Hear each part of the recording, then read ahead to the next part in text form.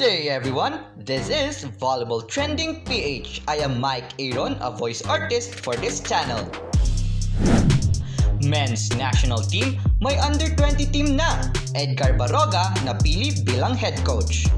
Ngunit bago natin yan pag-usapan ay huwag mo munang kalimutang mag-subscribe at i-hit ang notification bell para lagi kang updated sa aking upcoming videos. For the first time in history ay magkakaroon ng under-20 squad ang Philippine Men's National Volleyball Team. Ito ay matapos na maglabas ng official post si Santa Lucia Maestro Edgar Baroga sa kanyang Facebook account noong linggo, March 6, 2022.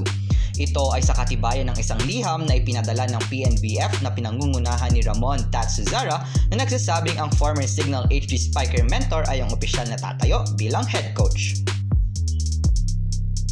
Sa liham ay nakalagay din ang paghingi ng permiso ng federasyon na papayagang mag-training ang young local talents na mag-ensayo na tatagal hanggang Hulyo 2022.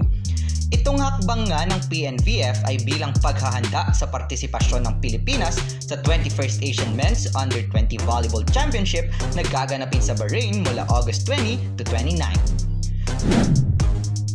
Get ready! Yan ang naging caption ng veteran tactician sa kanyang latest FB post.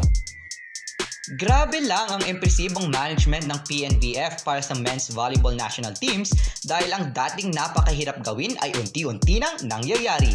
Naway ang programang ito ay magtuloy-tuloy lang para sa ikakaangat ng ating pambansang kupunan upang magbunga ng masustansyang resulta para sa ating bansa. Kudos, PNVF! Ikaw ka-trending! Sinong player sa tingin mo ang mapapasama sa ating under-20 lineup? I-comment mo na yan! So that's it for today's video mga ka-trending. Don't forget to subscribe at i-like ang notification bell para lagi kang updated sa aking upcoming videos. Thanks for watching! Bye-bye!